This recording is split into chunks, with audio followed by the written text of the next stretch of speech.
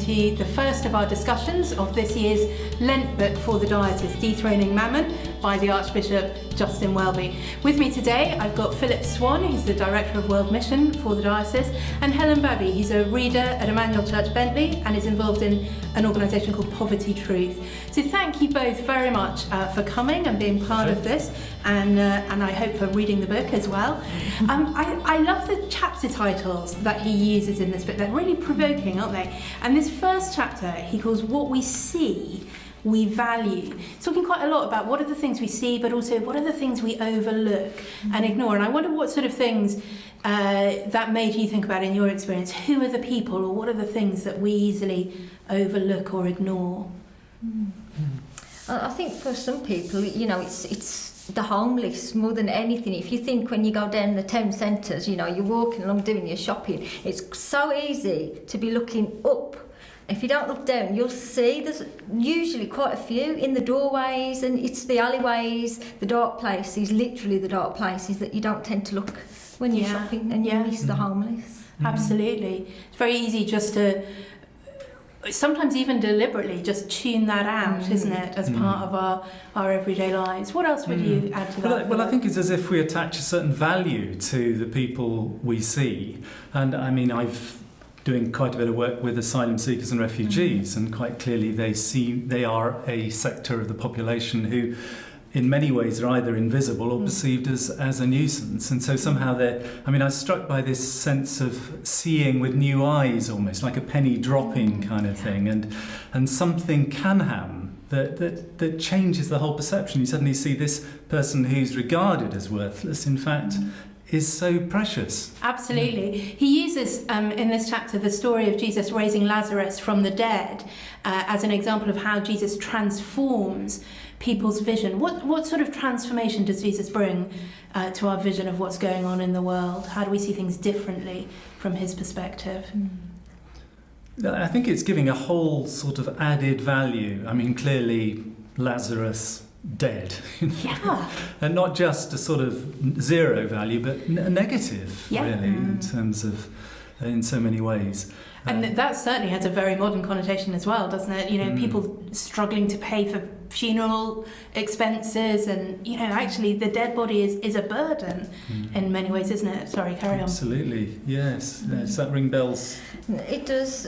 Thinking of my work with the Poverty Truth, one of the things is looking at individuals in a different way, and not just finding out for yourself and seeing their value for yourself, but it's them seeing their own value too. I think when we look at people and we devalue them, that brings them to the conclusion that they need to devalue themselves, and it's very difficult to come the other way, and that's where Jesus does come in. That's where Jesus flips it the other way around, and that's that whole thing about seeing. Yeah, definitely. I mean, I can think of specific people, actually, I've known who, when they have become Christians, it has transformed the way they see themselves as having value in different ways. And for some people that's meant coming off benefits and going and getting a job, or it's meant feeling that they're worth leaving an abusive partner, or all kinds of things that actually, because they suddenly value themselves in a new way because of what they see from Jesus. I don't know whether you can think of experiences where Jesus has transformed somebody's vision in those sorts of ways. Yes, I mean, I think the way in which the book starts off with Jean Vanier and that community of L'Arche, and there's the whole focus on those with disabilities, intellectual disabilities, and starting from a very, very tiny beginning, but actually turning values completely upside down, not only for the people themselves, but actually for those who are caring with them and for them. So that becomes something transformational when you're kind of engaging at that level. Very much so. We can certainly see that happening in society. I wonder, as a church, how are we also guilty, perhaps, of not valuing the things that we overlook, or the people it's easy to ignore? How could we be better as churches at seeing things the way Jesus does?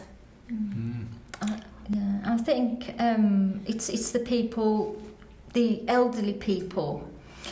I think they do get a bit of a raw deal in lots of ways in churches. You know, on the one hand, they're valued for things like, you know, such as the flower rota, and that's pretty stereotypical, Yeah. I know, but it's that sort of thing. And they're valued in that, but they're not valued as people who are disciples and that can actually Yeah. go out and can spread the gospel at the same time. And I think One of the things that's been wonderful about the online work that I do is actually it's provided a space for lots of people who are often overlooked by church. You know, we have a lady in the group who is housebound and can't really get to church at all on a Sunday, but also, you know, people with various disabilities who again often are overlooked and ignored, and you know, and it's given a way to be on the same footing as everybody else. that's it. I think with particularly with elderly and if they've got a lot of disabilities and things like that, there's a sense of if they can't give, then where's the value in that? You know, if they can't sort of perform a task or do something or some role within the church,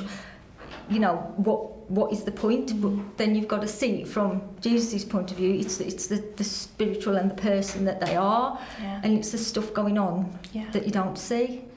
Yeah, very much so. He suggests, doesn't he, towards the end of the chapter, that we might want to pray that we begin to see the world the way God sees it.